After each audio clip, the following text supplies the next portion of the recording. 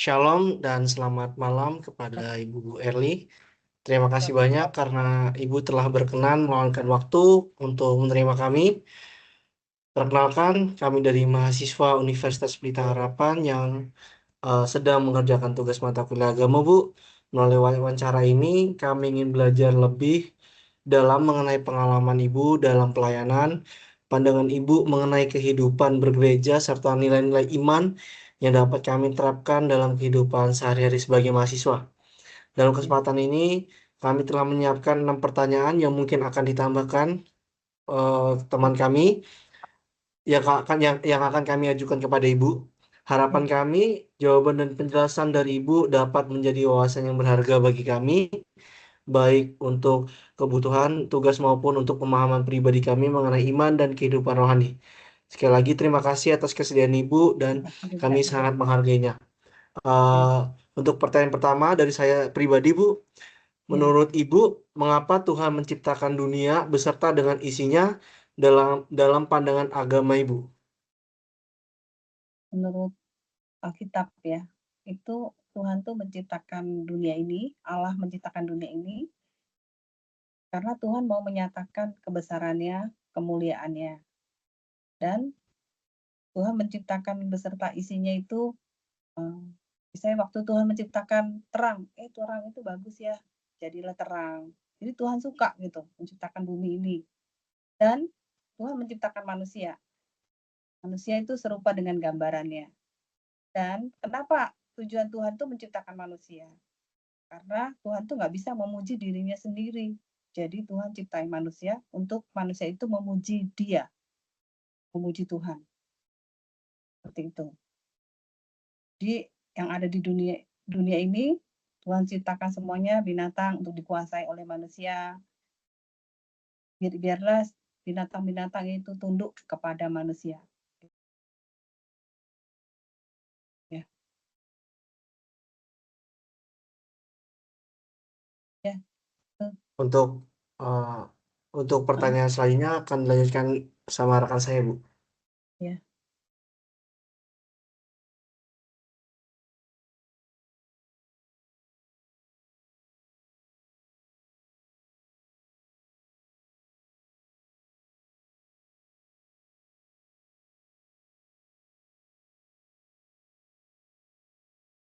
Suaranya nggak ada.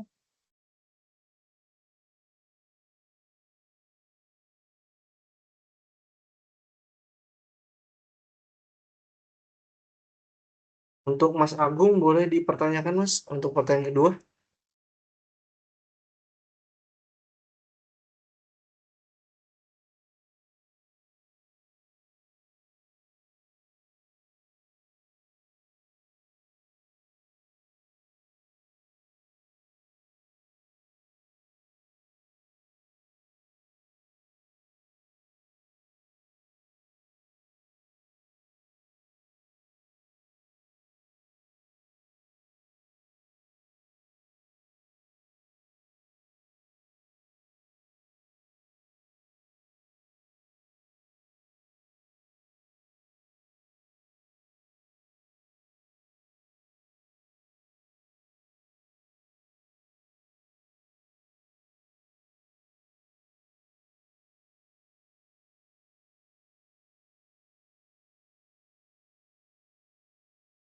Boleh, Mas Ardi, lanjut.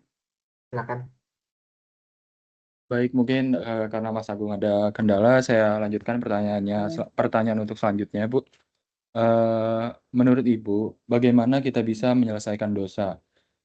Caranya dengan apa? Apakah itu bisa, Bu? Kalau itu tidak bisa, mengapa dan bagaimana seharusnya? Begitu, Bu. Ya. Manusia jatuh dalam dosa. Jadi setiap manusia itu semua itu adalah telah kehilangan kemuliaan Allah. Jadi semua manusia itu berdosa.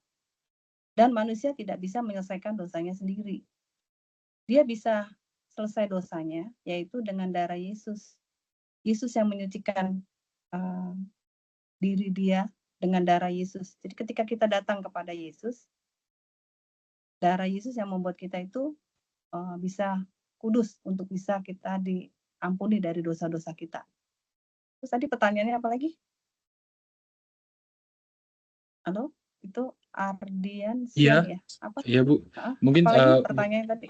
ya mungkin untuk pertanyaan tadi kan bagaimana cara Ah, menyelesaikan dosa dan itu sudah terjawab dan dengan apanya juga sudah terjawab dan itu apakah ya, bisa? Itu bisa ya Bu ya? bisa dengan darah Yesus. Iya. Kita datang sama Yesus ya. Apakah ada Bu untuk dosa tersendiri yang tidak bisa diampuni gitu Bu? Ada, yaitu menghujat Roh Kudus. Oh, baik, baik. Ya, baik Bu. Dosa yang tidak bisa diampuni. Ya. Baik Bu. Untuk pertanyaan selanjutnya boleh, silakan. Ya, saya tadi mengalami kendala Bu. Maaf ini saya ingin bertanya, Ya. apa yang menyebabkan manusia jatuh ke dalam dosa? Dan apa itu dosa dan apa saja akibat dari dosa, Bu? Ya. Jadi manusia jatuh ke dalam dosa. Jadi waktu Tuhan ada di Taman Eden, Tuhan tuh dulu bisa melihat Adam dan Hawa. Kita bisa ketemu di Adam dan Hawa itu. Tuhan berpesan kepada Adam dan Hawa, jangan kamu makan buah pengetahuan baik dan jahat. Kemudian Allah pergi, tapi Hawa membujuk Adam, kita makan aja buah ini, karena Hawa dibohongi sama iblis, yaitu ular. Jadi mereka makan buah yang dilarang sama Tuhan. Jadi mereka tidak taat dengan perintahnya Tuhan. Jadi dia ditipu sama iblis. Iblis cuma ngomong begini, kan gini ceritanya ya. Waktu Tuhan bilang, kamu boleh makan semua yang ada di sini, tapi buah ini tidak boleh. Nah, ketika itu jadi Adam dan Hawa ini nggak benar-benar dengerin suara Tuhan. Tuhan berpesan nggak didengar baik-baik. Jadi waktu setan datang, yaitu iblis ular, datang ngomong gini, dibalik sama iblis.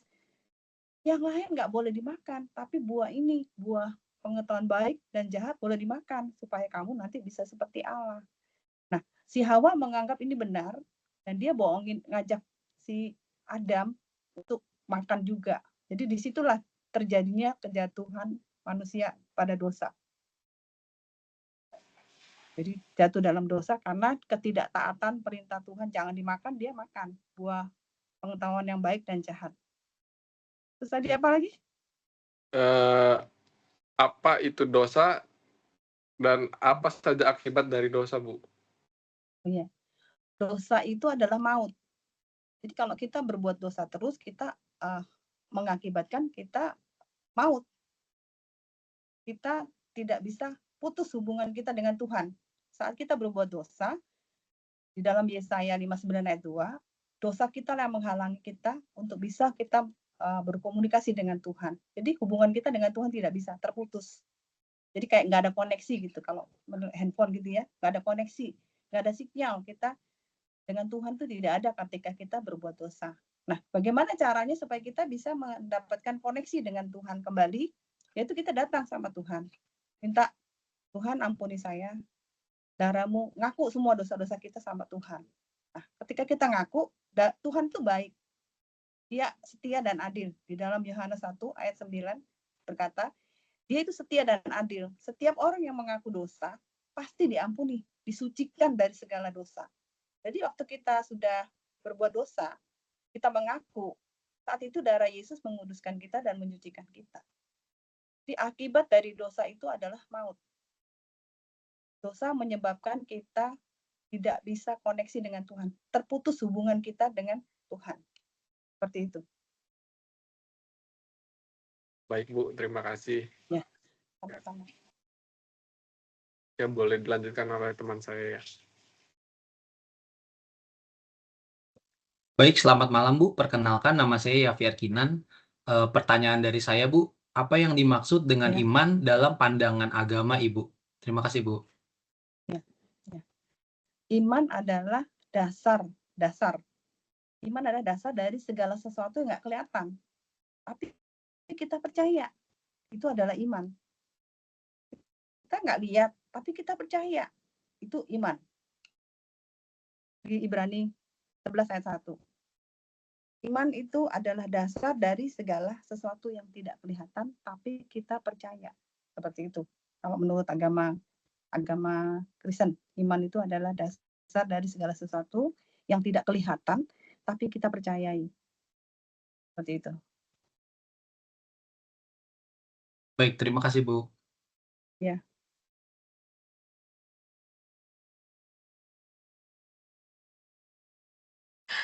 Baik, pertanyaan selanjutnya. Perkenalkan, saya Hasnatul Fadila. Salam Bu, izin Salam. bertanya. Iya.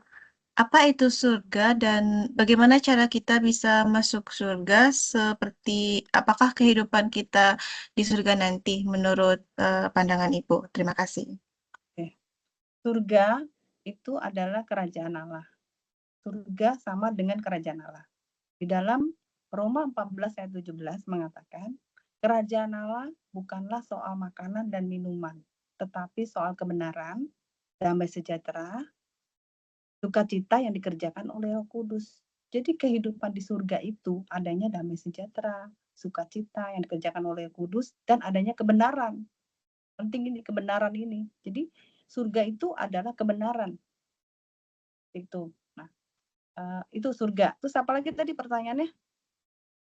Bagaimana cara kita masuk surga ya? Iya, benar Bu. Ya, cara kita masuk surga, pertama kita mengaku bahwa Yesus itu adalah Tuhan. Karena di dalam Yohanes 14 ayat 6 mengatakan begini, akulah jalan kebenaran dan hidup.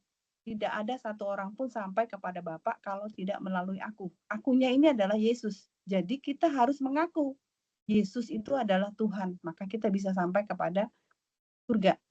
Dan di dalam Efesus 2 ayat 8 mengatakan bahwa keselamatan, artinya kalau kita masuk surga kita selamat dong. Keselamatan itu bukan hasil usaha kita.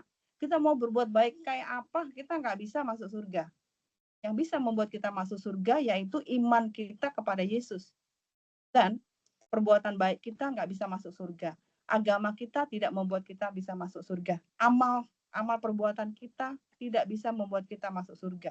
Pokoknya apapun yang dilakukan oleh manusia tidak bisa membuat kita masuk ke dalam surga. Yang bisa membuat kita masuk ke surga yaitu satu, menerima Yesus secara pribadi, mengaku di mulut bahwa Yesus adalah Tuhan, percaya di mulut Yesus adalah Tuhan, mengaku di hati bahwa Yesus itu adalah orang yang sudah dibangkitkan di antara orang mati, kita diselamatkan. Seperti itu. Itu di dalam Roma 10. Kemudian bagaimana kehidupan di surga nanti? Di surga itu tidak ada tangis menangis, tidak ada kawin mengawinkan. Adanya apa? Kita mengucap syukur, menyembah Tuhan, memuji Tuhan. Semua pengagungan untuk Tuhan, seperti malaikat gitu. Memuji, menyembah. Jadi nggak mikirin kawin, nggak mikirin sakit penyakit, udah nggak ada lagi. Di surga itu nggak ada sakit penyakit. Seperti tadi katakan, kerajaan Allah atau surga adalah bukan soal makanan dan minuman, tapi soal kebenaran, damai sejahtera, dan sukacita yang dikerjakan oleh Roh Kudus. Jadi adanya damai, sukacita, adanya kebenaran, memuji Tuhan, memuliakan Tuhan. Nggak ada tangis menangis, nggak ada kawin mengawinkan, nggak ada iri hati, nggak ada sakit penyakit, nggak ada sedih. Pokoknya damai, ada sukacita, mengagungkan kepada Tuhan. Itu. Oh, seperti itu. Berarti kalau dari pandangan Ibu surga itu berarti kalau di sekarang ini sudah ada berarti ya Bu? Surga itu ada kalau kita melakukan kebenaran. Itu sebenarnya surga. Kan kata doa Bapa kami, jadilah kehendakmu di bumi seperti di surga. Jadi surga itu sebenarnya Tuhan sudah berikan kepada kita. Yaitu ketika kita ada kebenaran, kehidupan kita dipimpin oleh Roh Kudus. Ada damai sejahtera, ada sukacita. Itu kita udah mengalami surga di bumi. Kan doa Bapa kami juga apa artinya kalau ada doa Bapa kami ya? Tahu ya doa Bapa kami begini. Jadilah kehendakmu di bumi seperti di surga. Nah, kalau misalnya di bumi nggak ada surga, bohong dong Alkitab ini. Tuhan bilang, jadilah kehendakmu di bumi seperti di surga. Jadi di bumi ini udah ada surga, yaitu apa? Ketika kehidupan kita dipimpin oleh Roh Kudus. Ada damai sejahtera, ada kebenaran, ada sukacita yang dikerjakan oleh Roh Kudus. Seperti itu. Seperti itu. Oke, baik Ya. Bu, terima kasih penjelasannya. Sama-sama Hasna. Oke, selanjutnya perkenalkan, nama saya Zebudi. Izin bertanya, Bu. Ya. Ya. Apakah ada saran dari Ibu untuk kami sebagai anak muda dalam menghadapi kehidupan saat ini yang semakin mengkhawatirkan di dalam pergaulan dan kehidupan beragama? Ya, ada. Jadi di dalam firman Tuhan, di dalam Alkitab menyatakan kebiasaan buruk, misalnya ya, kalau kita kumpul dengan orang-orang yang kebiasaannya nggak baik, misalnya perokok. Kalau saya kumpul dengan perokok, orang-orang yang rokok, pasti otomatis saya nanti akan jadi perokok. Jangan dalam agama Kristen, ya, tidak boleh merokok, karena tubuh kita adalah bait Allah. Jadi, ketika saya bergaul dengan orang yang merokok, mau nggak mau, saya akan ikut merokok. Kalau saya bergaul dengan orang yang minum-minum, misalnya mabok-mabokan, saya pasti akan ikut mabok-mabokan. Jadi Tuhan melarang kita bergaul dengan orang-orang yang kebiasaan hidupnya tidak baik. Karena kebiasaan baik akan dirusak dengan kebiasaan yang buruk. Jadi kita dalam bergaul harus pilih ya. Artinya bukan berarti sok rohani, tapi kita benar-benar hidup itu harus memilih.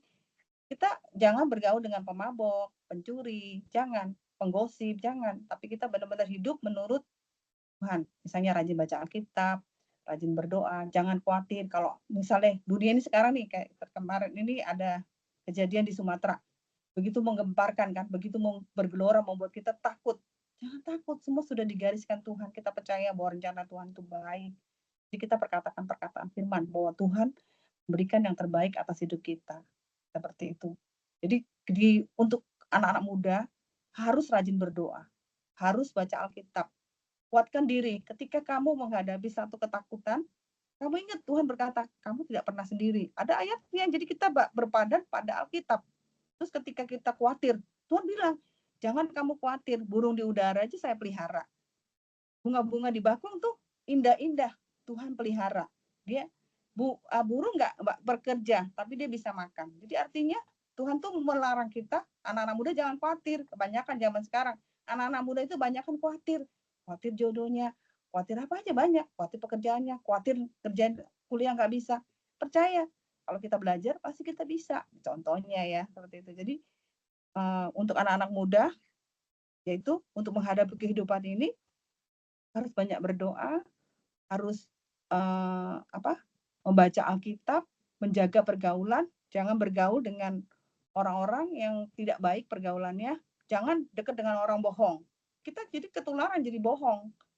Jaga kekudusan. Kalau misalnya kita punya pacar, jangan kan namanya pacaran rata-rata mencari tempat yang sepi. Iblis tuh berbisik-bisik yang tidak baik, makanya cari tempat yang ramai. Itu menjaga kekudusan, hubungan antara pria dan wanita harus benar-benar dijaga, karena di sinilah pentingnya anak-anak muda untuk menjaga kekudusan, tetap berdoa, baca firman Tuhan, nggak boleh khawatir. Jadi ada batasan, kan ada orang, oh nggak apa-apa kita begini begitu, nggak boleh. Tubuh kita adalah bait Allah yang harus benar-benar dijaga. Untuk anak muda ya khususnya ya. Tubuh kita bait Allah dijaga benar-benar. Nggak boleh melakukan hal-hal sembarangan. Jangan menipu, jangan berbohong, jangan zina. Seperti itu. Jadi lawannya dengan apa? Baca firman. Ketika ada hal-hal yang tidak sesuai firman, kita tahu, oh ini bukan dari Tuhan. Kita harus pergi meninggalkan ini. Jadi jangan sampai ketipu seperti tadi Adam dan Hawa dibohongin nama iblis. Ini boleh dimakan, yang lain nggak boleh. Padahal dibalik. Jadi kita harus benar-benar baca firman supaya kita tahu bahwa ini tidak benar. Supaya kita dapat kerajaan Allah kan. Supaya kita tahu, oh ini benar. Kalau kita lakukan yang benar. Seperti itu. Ya. Ada lagi?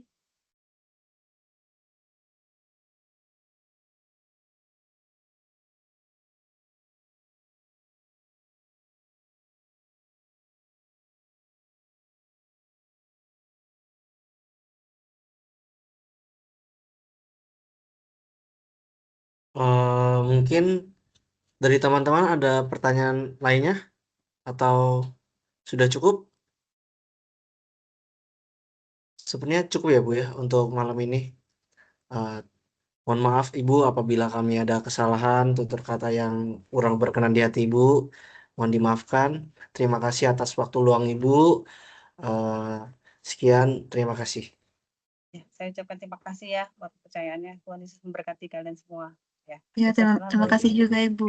Ya, terima kasih Bu. Ya, Terima kasih, Terima kasih Bu. Bu. Selamat malam Ibu.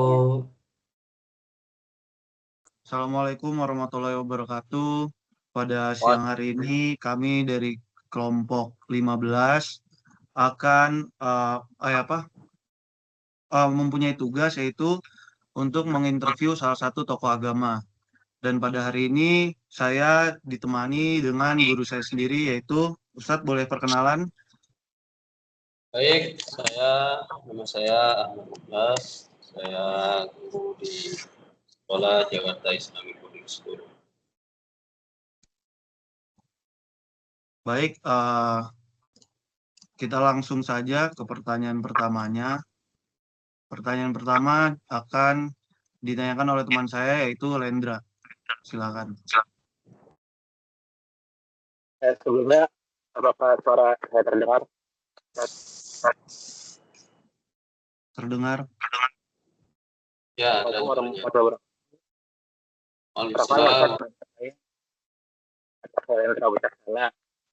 ingin bertanya, Ustaz, menurut Ustaz, mengapa Tuhan menciptakan dunia beserta dengan isinya?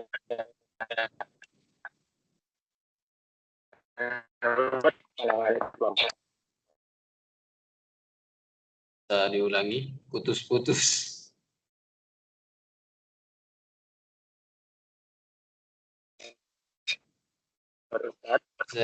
Bisa diulangi, tadi putus, suaranya putus-putus. Oh, sih.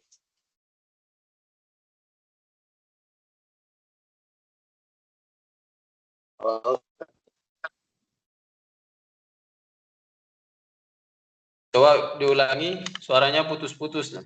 Nggak jelas pertanyaannya.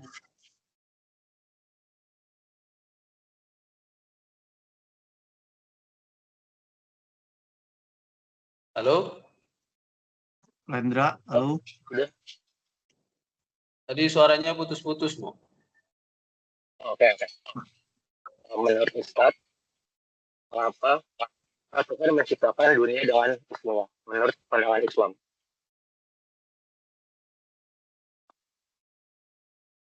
Ulang lagi.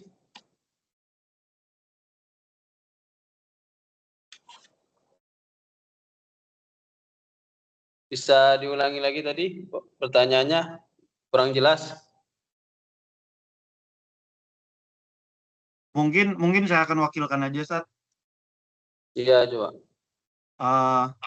Menurut Ustadz, mengapa Tuhan menciptakan dunia beserta dengan seisinya dalam pandangan agama?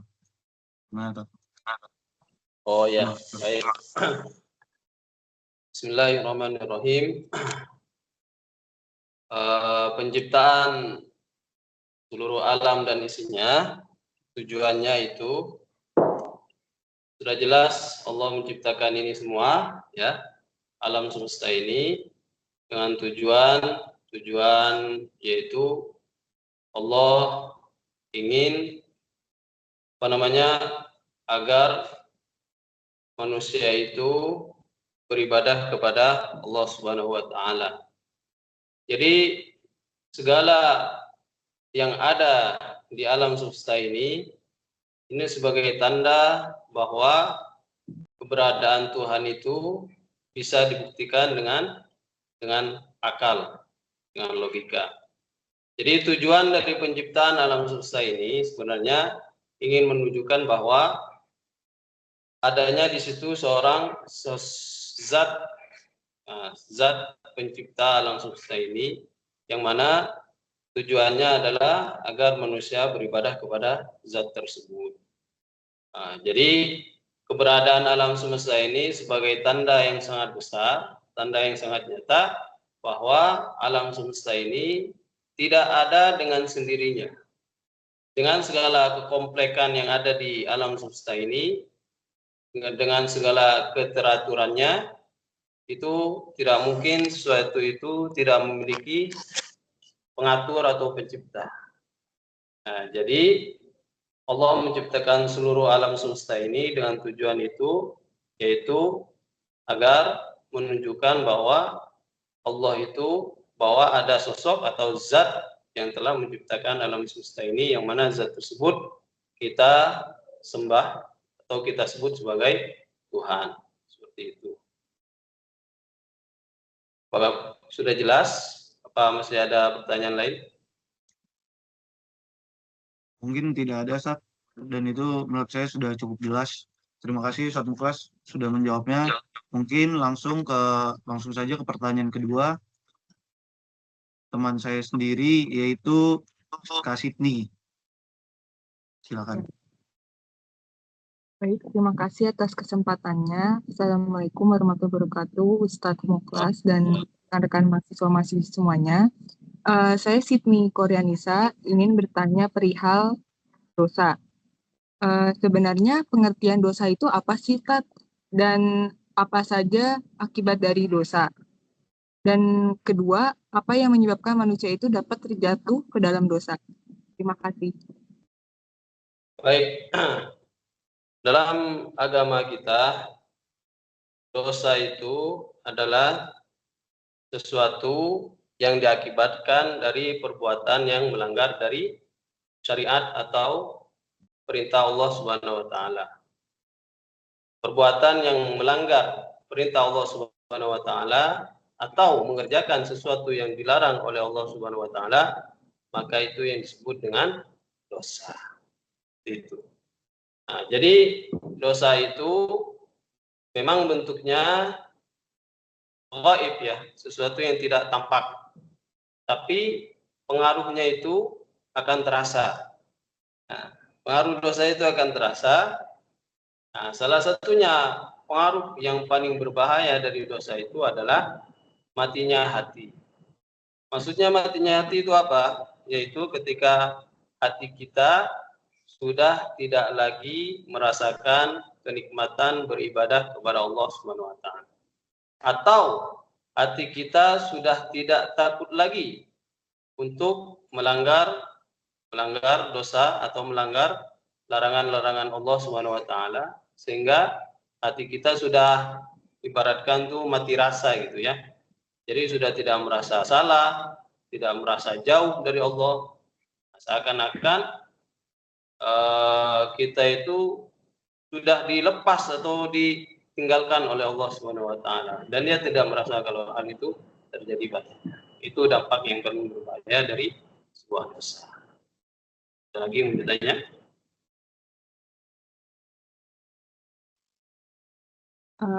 Apa yang menyebabkan manusia terjatuh ke dalam dosa, Ustadz?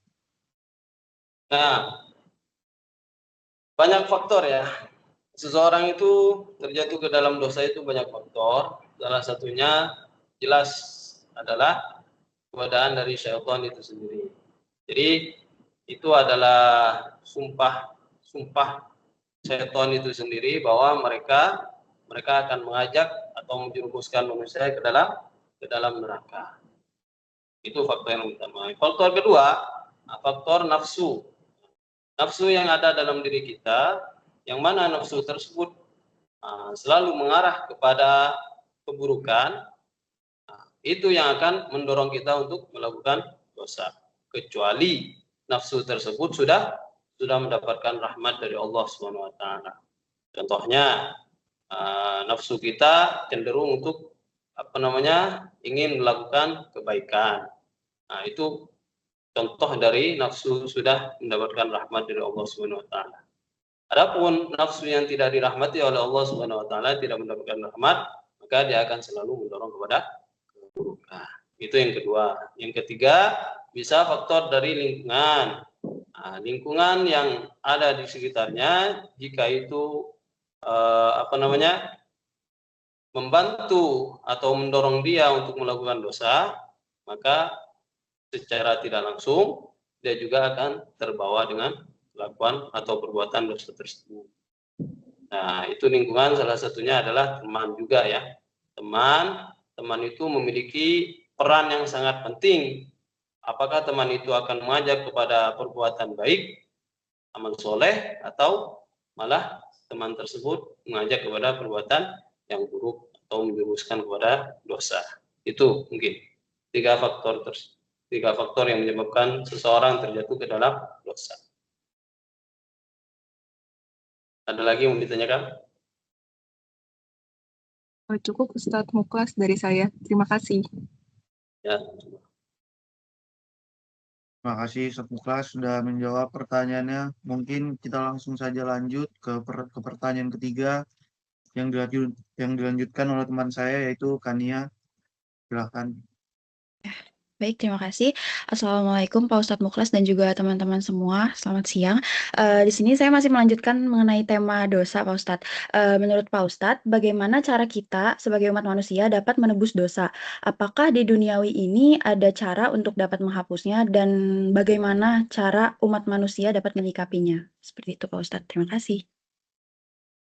Baik, bismillah. Adapun penebusan dosa, dalam konsep agama Islam, dosa itu memang bisa dihapus, ya. Jadi berbeda kita dengan umat-umat terdahulu, yang mana umat terdahulu itu dosanya itu apa ya? Seakan-akan Allah membalas langsung dosa tersebut di saat itu juga. Nah, ketika umat tersebut tidak mau bertobat kepada Allah, maka Allah langsung timpakan azab kepada umat tersebut. Contohnya kayak Nabi Soleh, umat Nabi Soleh, umat Nabi Nuh, umat Nabi Lut, dan umat-umat yang lainnya. Nah, ketika mereka disuruhkan untuk bertobat dari dosa mereka, mereka tidak melakukan tobat, akhirnya Allah langsung berikan azab saat itu. Berbeda dengan kita, umat Nabi Muhammad SAW. Kita umat yang subhanallah ya, dirahmati oleh Allah Subhanahu wa taala, yang mana kita itu tidak langsung mendapatkan akibat dari dosa kita. Maksudnya langsung Allah azab ya. Adapun dampak negatif tetap akan ada. Dan itu harus diperbaiki. Nah, bagaimana cara kita menghapuskan dosa-dosa kita? Dalam konsep agama Islam, keburukan atau dosa-dosa itu bisa dihapus dengan kebaikan. Contohnya, kalau kita berbuat sebuah dosa, kita melakukan sebuah kebaikan untuk menghapus dosa kita dengan cara, contohnya bersedekah. Allah, saya bersedekah, ampuni dosa-dosa saya, bisa. Atau dengan cara beristighfar, kita membaca istighfar astagfirullahaladzim, astagfirullahaladzim, astagfirullahaladzim. Itu juga bisa menghapuskan dosa-dosa. Karena ayatnya jelas dalam Al-Quran, innal hasanat yudhibnas sayyiat. Sungguhnya perbuatan-perbuatan baik itu dapat menghapuskan perbuatan-perbuatan buruk. Nah, seperti itu cara menghapus dosa dalam Islam.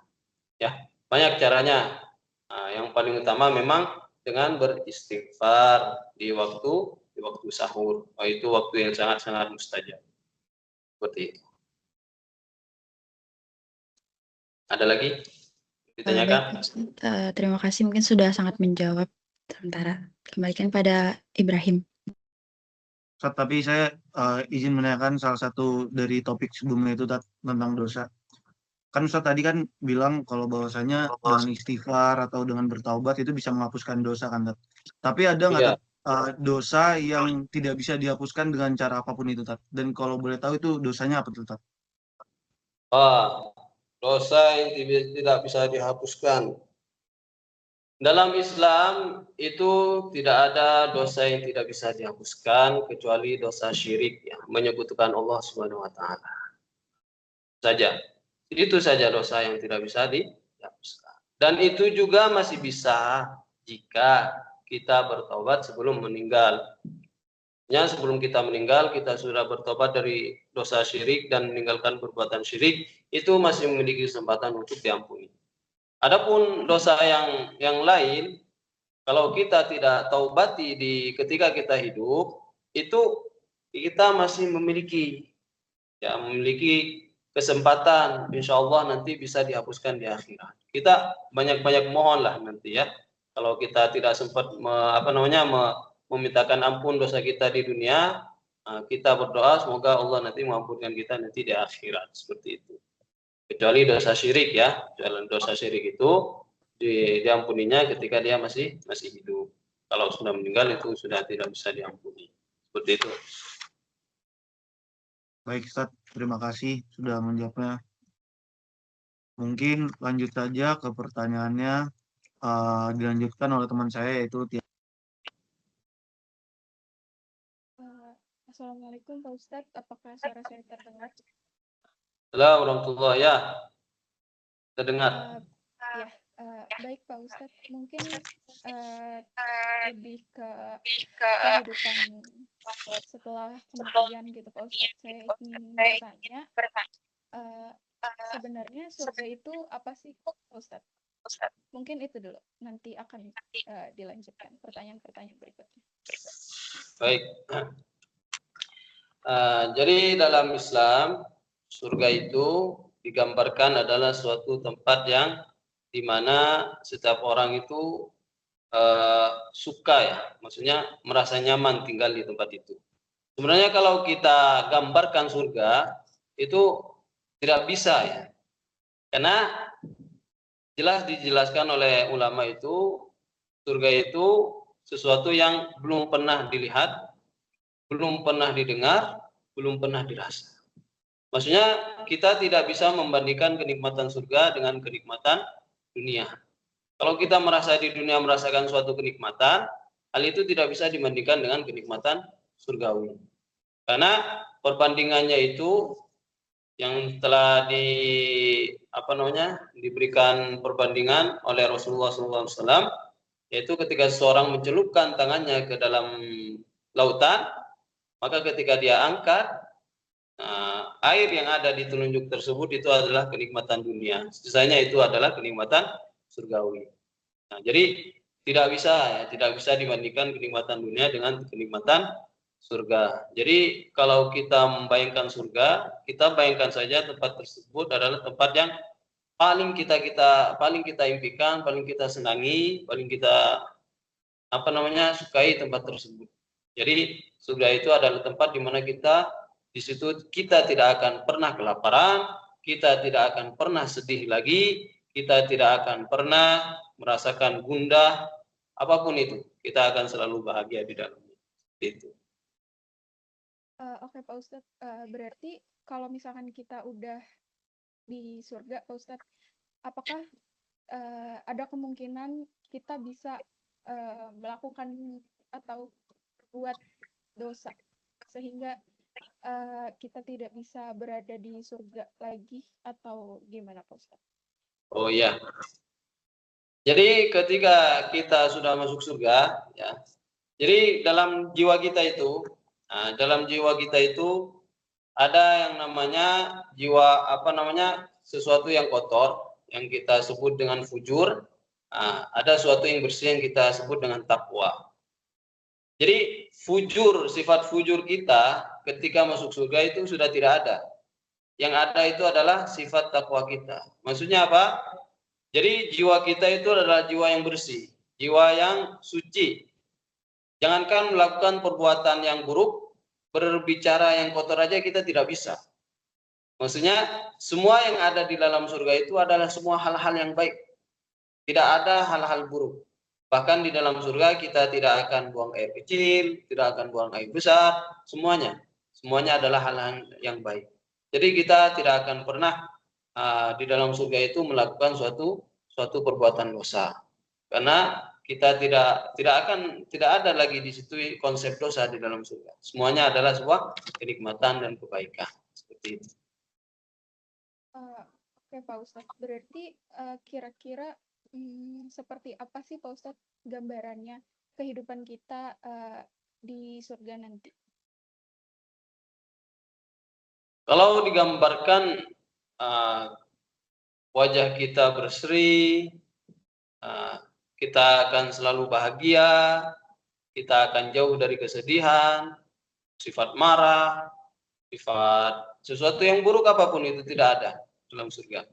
Jadi kalau misalnya dibayangkan dengan dunia sih rada sulit ya, karena seakan-akan itu sesuatu yang tidak mungkin ada di dunia gitu. Di mana kita menemukan tempat di mana kita tidak akan pernah sedih lagi, tidak akan pernah marah lagi. Yang ada hanya kebaikan, kesenangan, kebahagiaan seperti itu. Itu intinya. Itu kalau kehidupan di surga. Oke Pak Ustadz, untuk selanjutnya mungkin kan kita nih masih hidup di dunia untuk menjalankan perintah-perintahnya. Nah, gimana sih Pak Ustadz, gimana caranya kita bisa masuk surga dan pertanyaan lainnya adalah apakah semua orang Islam itu pasti masuk surga? Dan kalau misalkan enggak, seperti apa sih orang-orang yang tidak akan mencium bau surga, Pak Ustadz? Baik. Untuk masuk surga, sebenarnya kita sudah diberikan tuntunan dalam agama kita bahwa ketika kita menjalankan perintah Allah dan menjauhi larangannya, itu sudah menjadi tiket sebenarnya buat kita masuk surga. Bagaimana dengan orang non-muslim? Di sini memang ada perbedaan pendapat dari ulama. Bagi orang yang dia tidak memiliki tidak memiliki kenormalan dalam fisik gitu, tidak bisa melihat atau tidak bisa mendengar, yang mana tidak bisa sampai kepadanya dakwah Islam, maka orang tersebut masih dikategorikan dengan orang yang diampuni gitu. Jadi dia tidak diazab karena dia tidak masuk Islam. Kenapa? Karena dia tidak mendapatkan jalan di mana dia bisa masuk Islam.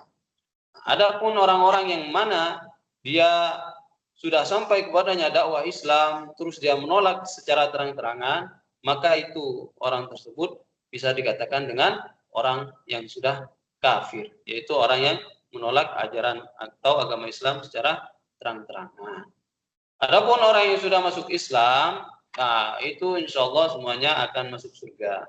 Meskipun ada sebagian nanti, dan semoga kita tidak termasuk golongan mereka harus transit dulu di neraka, yaitu untuk menghapuskan atau mensucikan dulu perbuatan-perbuatan yang telah dilakukan, perbuatan-perbuatan buruk ya yang telah dilakukan di dunia. Seperti itu. Jadi memang ada perbedaan pendapat nih di antara ulama.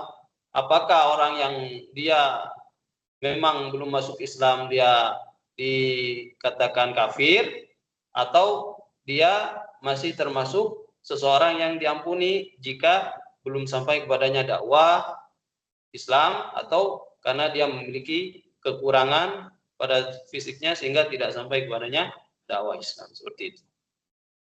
Oke, Pak Ustadz. Mungkin pertanyaan terakhir dari saya.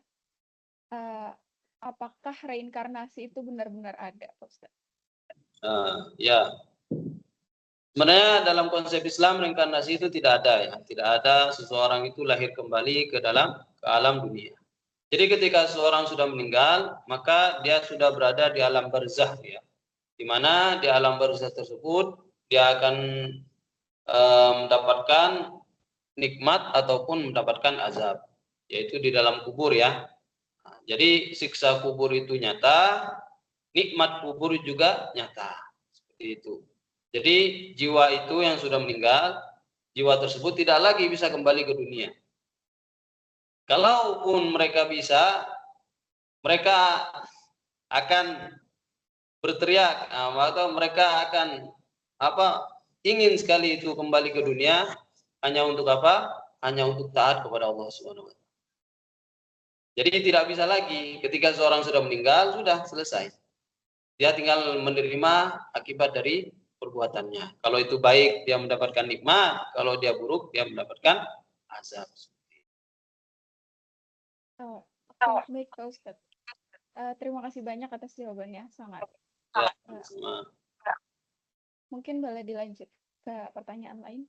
Saya kembalikan ke moderator Ibrahim. Baik, terima kasih Ustadz Muklas sudah menjawab pertanyaannya tentang bagaimana di surga dan ya bagaimana keseruan-keseruan di surga tadi, tidak ada dosa, tidak ada buang air besar dan sebagainya. Mungkin langsung saja ke pertanyaan selanjutnya oleh teman saya yaitu Hana, silakan. Baik, terima kasih atas kesempatannya. Perkenalkan saya Hasana Yusuf. Saya ingin bertanya Ustaz, menurut Islam, iman itu apa ya Ustaz? Baik. Dalam Islam, iman itu adalah yang kita pelajari di sekolah-sekolah, yaitu rukun iman.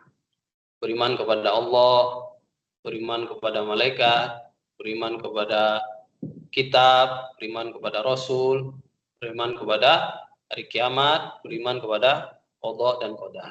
Seperti itu. Itu konsep dalam Islam. Jadi mengimani Allah Subhanahu wa taala, mengimani para malaikat, mengimani kitab suci, kitab-kitab suci yang diturunkan, 4 kitab suci, terus mengimani para rasul dan mengimani hari kiamat dan qada dan qadar. Itu kalau dalam Islam konsep iman seperti itu. Adapun kalau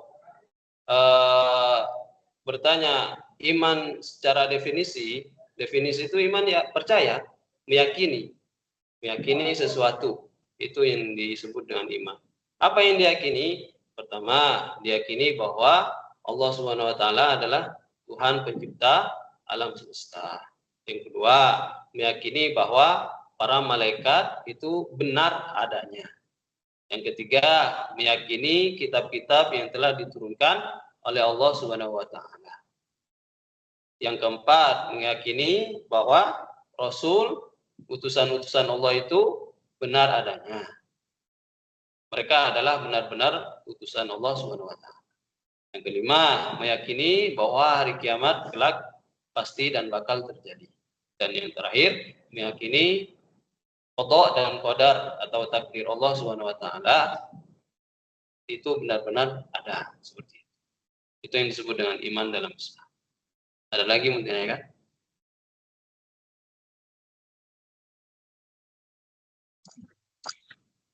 Apakah ada yang mau ditanya? Apakah sudah jelas jawabannya, Kak Hana? Baik Ustadz, berarti saya mau tanya lagi, untuk apakah kita beriman kepada Allah dengan sebenar-benarnya ini? Dan bagaimana caranya kita membuktikan keesaan Allah melalui akal dan hati, melalui iman? Bisa diulangi, putus-putus. Bagaimana kita, apa tadi? Bagaimana kita membuktikan keesaan Allah dalam melalui akal dan hati? Oh, ya. Baik. Dalam Islam, tidak ada ajaran yang bertentangan dengan akal. Islam itu akan selalu sejalan dengan akal manusia. Bagaimana kita membuktikan keesaan Allah Subhanahu wa taala? Sebenarnya kalau kita buktikan dengan akal itu kita sangat mudah ya. Contohnya lah, kita berada di suatu tempat lah, kayak siapa namanya ini, Nur Hasanah gitu ya. Kamu ada di satu tempat gitu kan? Kira-kira tempat yang kamu tempati itu ada yang bikin atau ada sendiri? Nah, seperti itu. Pasti akal sehat kita akan mengatakan tempat ini pasti ada yang bikin. Tahu dari mana? Apakah pernah lihat yang bikin? Enggak, meskipun kita belum pernah melihat yang bikin atau yang menciptakan tempat tersebut, akal kita meyakini bahwa tempat tersebut ada yang bikin lah, ada yang menciptakan. Benar nggak? Nah, seperti itu. Kalau alam semesta ini ada, mustahil alam semesta ini ada dengan dirinya sendiri. Alam semesta ini yang sebegitu kompleksnya kayak gini, sebegitu teratur, itu pasti ada yang menciptakan. Seperti itu. Siapa yang menciptakan? Pertanyaannya, siapa yang menciptakan? Yang menciptakan adalah pasti suatu zat yang mana dia berbeda dari ciptaannya. Nah, gak mungkin Tuhan itu sama dengan ciptaannya. Maka kalau sudah kita katakan Tuhan itu sama dengan ciptaan, itu seakan-akan membatalkan ketuhanan Tuhan tersebut. Dalam Islam, Allah Subhanahu wa taala itu berfirman dalam Al-Qur'an, Qul huwallahu ahad, Allahus samad, lam yalid wa lam yulad wa lam yakul lahu kufuwan ahad. Dan Allah itu tidak serupa dengan apapun. Maksudnya apa? Di sini ketika kita meyakini suatu konsep bahwa suatu sebab itu suatu akibat, pasti ada penyebabnya. Kayak bangunan tadi, akibat dari sebab tersebut maka terciptalah akibat. Nah, dari sebab ada yang menciptakan atau membangun bangunan tersebut, maka akan timbul sebuah akibat yang mana akibat tersebut menjadi sebuah bangunan. Nah, siapa yang menjadi penyebab dari akibat tersebut? Tukang bangunan. Sama halnya dalam Islam, siapa yang menjadi penyebab dari alam semesta ini? Siapa jadi yang menjadi penyebab? Yaitu Allah Subhanahu wa taala. Yang mana Allah Subhanahu wa taala ini harus berbeda dengan makhluknya. Oleh karena itu dalam Islam itu kita tidak menggambarkan Allah itu dengan sesuatu apapun, ya seperti itu. Kan kalau di agama lain Tuhannya dibuat patung, dibuat gambar seperti itu kan. Tapi dalam agama kita, karena Allah Subhanahu wa taala itu sebagai pencipta itu berbeda dari ciptaannya, maka Allah tidak bisa digambarkan dengan sesuatu apapun. Makanya dalam agama kita itu Allah itu gaib. Tidak bisa kita menggambarkan atau melihat Allah Subhanahu wa taala. Karena berbeda dimensi antara kita dengan Allah Subhanahu wa taala. Seperti itu. Ada lagi yang mau ditanyakan?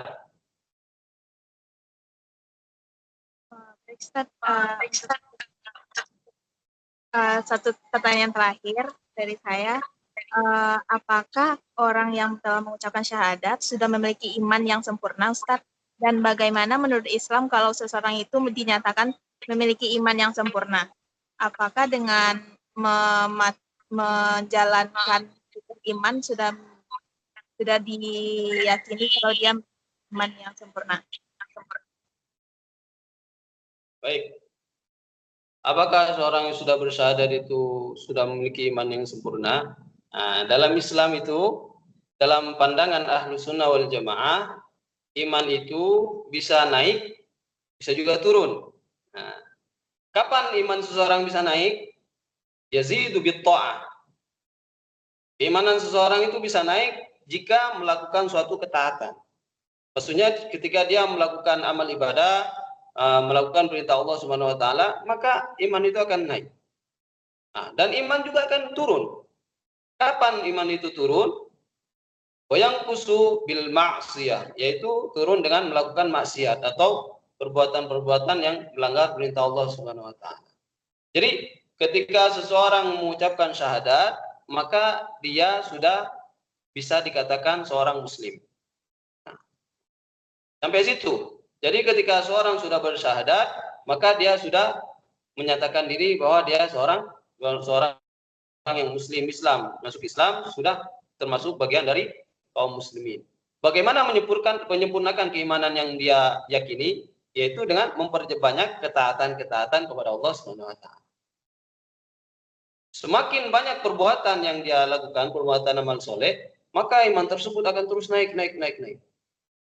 Semakin juga dia melakukan maksiat atau perbuatan yang melanggar perintah Allah Subhanahu wa taala, maka iman itu akan turun. Nah, itu yang kita yakini dari Ahlus Sunnah wal Jamaah. Beda dengan keyakinan Khawarij, itu berbeda.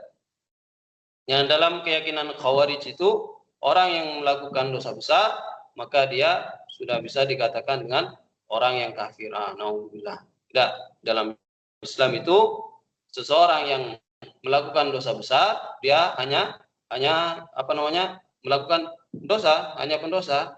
Jadi dia hanya tinggal melakukan taubat dan memperbaiki perbuatan dosa tersebut dengan perbuatan yang baik, seperti itu. Jadi keimanan itu akan terus bertambah ketika kita melakukan ketaatan dan akan terus menurun ketika kita melakukan perbuatan dosa. Seperti itu.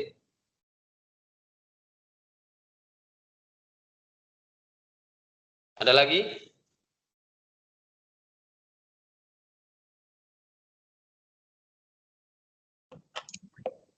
Apakah jawabannya sudah jelas?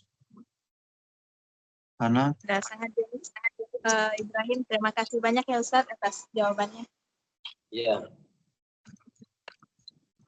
Baik, lanjut mungkin ke pertanyaan terakhir yang disampaikan oleh teman saya sendiri, yaitu Alif Yoga Solihin.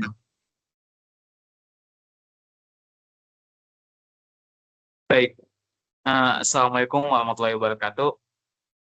Sebelumnya suara saya terdengar jelas nggak ya Ustadz? Jelas, cuman ya rada putus-putus itu.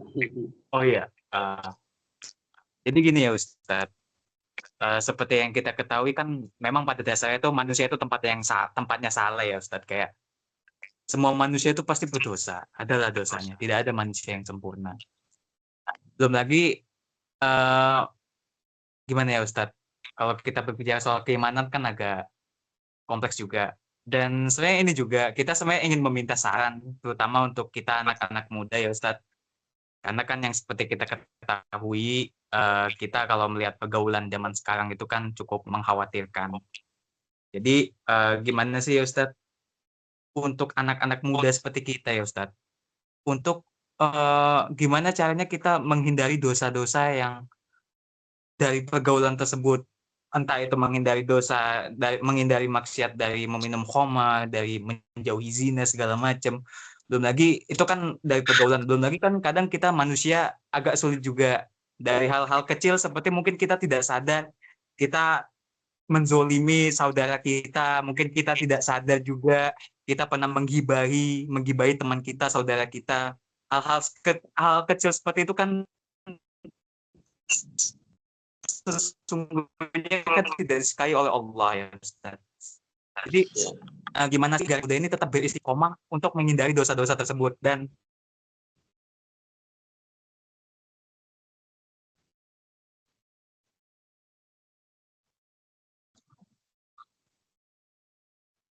Putus mau. Mohon maaf, Solihin sinyalnya hilang, Solihin. Gimana cara terus ya? Tunggu saya keluar bentar ya. Oh, baik. Tadi sampai mana ya Ustaz? Ya itu. Tadi sampai mana ya? Hindari dosa. Ya. Jadi lebih ke minta saran aja sih Ustadz, kayak untuk anak muda kita seperti itu, kayak bagaimana sih caranya, seperti itu aja sih Ustadz. Baik. Yang paling penting yang harus kita lakukan untuk menghindari dosa itu adalah, yang paling penting itu adalah dengan ilmu. Ilmu itu adalah sesuatu yang sangat penting bagi kita. Kenapa? Karena kita ini makhluk yang berakal gitu. Makhluk berakal yang mana ketika kita tidak memiliki ilmu atas sesuatu tersebut, maka kita tidak akan bisa melakukan hal tersebut, atau malah kita terjerumus kepada hal yang dilarang karena kita tidak tahu ilmunya.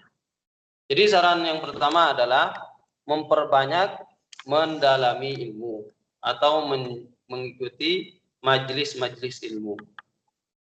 Dengan ilmu, insya Allah kita akan tahu mana yang benar, kita akan tahu mana yang salah.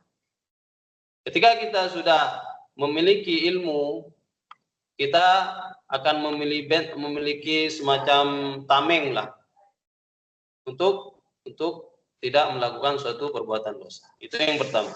Yang kedua, ketika kita terbiasa untuk menuntut ilmu, mencari ilmu atau mendatangi majelis-majelis, insya Allah kita akan mendapatkan pergaulan yang baik, yang benar, yang soleh, insya Allah.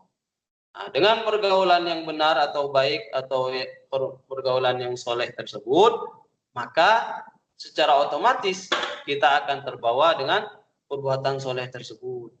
Nah, kita biasa bareng dengan teman-teman yang soleh. Nah, teman yang soleh ternyata biasa dia sholat berjamaah. Nah, ketika kita sudah sering bersama dengannya, mau gak mau kita akan terikut dengan ke bawah. Ketika dia ngajak, saya mau sholat jamaah dulu yuk. Ngajak, ayo sholat jamaah bareng yuk. secara tidak langsung kan kita akan terbawa dengan hal tersebut. Atau dia biasa sholat sunnah, puasa sunnah, ketika kita biasa tidak terbiasa puasa sunnah, ketika berteman dengan orang-orang yang biasa puasa sunnah, maka suatu saat kita akan terbawa dengan hal tersebut. Jadi yang kedua adalah pergaulan atau teman yang soleh. Nah, itu yang kedua. Dan yang ketiga adalah yang sering biasanya anak muda itu jangan terbawa arus yang salah gitu ya. Jadi kalau ada tren-tren yang menurut syariat itu tidak dibenarkan, kita tidak usah FOMO ya. Jadi ingin ikut-ikutan biar tidak ketinggalan. Nah, jangan ya. Jadi kita harus tahu dulu apakah hal ini boleh atau tidak. Nah, baru kita bisa ikut-ikutan. Tapi kalau kita tidak tahu hal ini boleh atau tidak, jangan kita ikut-ikutan ya. Itu mungkin saran dari Ustadz ketiga hal tersebut. Yang pertama, memperbanyak ilmu, yang kedua bergaul dengan orang-orang soleh, dan yang ketiga jangan mudah terbawa arus atau FOMO gitu sebelum kita tahu hukumnya, seperti itu.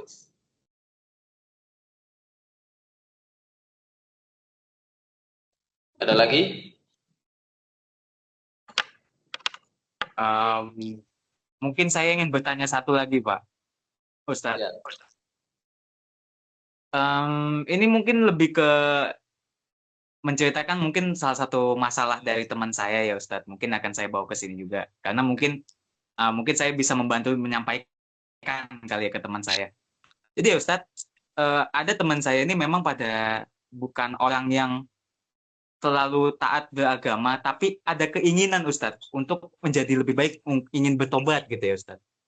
Tapi ya Ustadz, di dalam proses dia ingin bertobat itu, dia itu ada sedikit rasa takut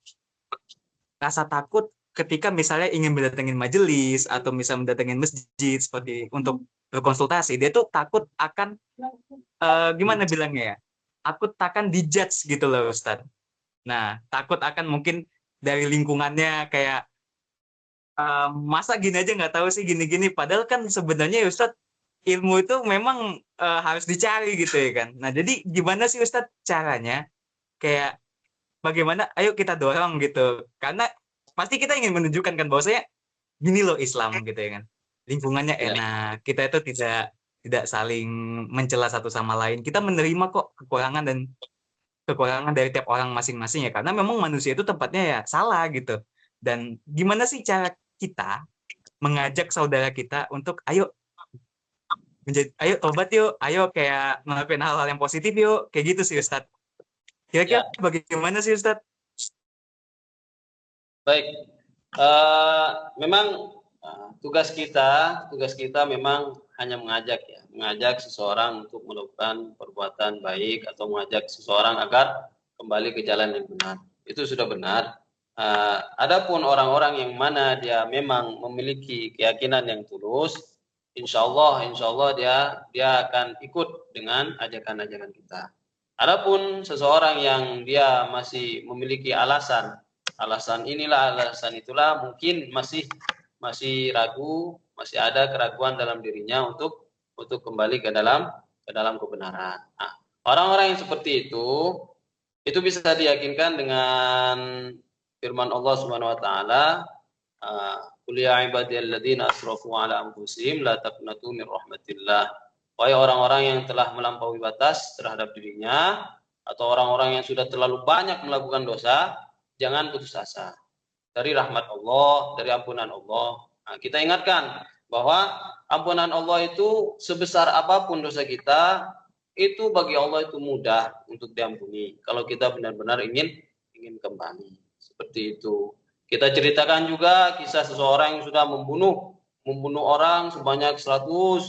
Nah, ketika dia ingin bertobat, alhamdulillah Allah terima tobatnya. Seperti itu. Maksudnya tidak ada alasan seseorang itu untuk takut kembali kepada Allah Subhanahu wa taala. Memang dalam proses berhijrah itu tidak ada yang gampang atau tidak ada yang mudah. Pasti banyak cobaan, kayak cibiran, celaan orang, nyinyiran orang. Mau tobat nih, mau soleh nih, kayak gitu. Mau udahan nih, berbuat dosanya. Pasti ada yang seperti itu. Nah, kita anggap itu sebagai ujian aja bagi kita, bagi orang yang ingin bertobat, karena memang akan selalu ada yang namanya rintangan bagi seorang yang ingin hijrah seperti itu. Jadi intinya bagi siapa saja yang ingin bertobat, jangan putus asa. Sebesar apapun dosa kita, ingat ampunan Allah jauh lebih besar lagi. Seperti itu.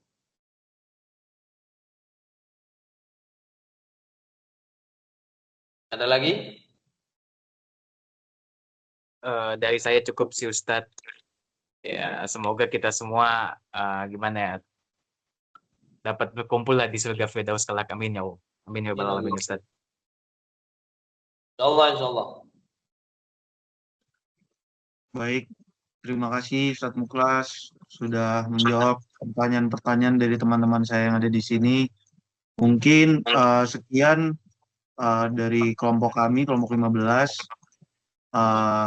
Saya tutup dengan membaca Alhamdulillahirabbil alamin.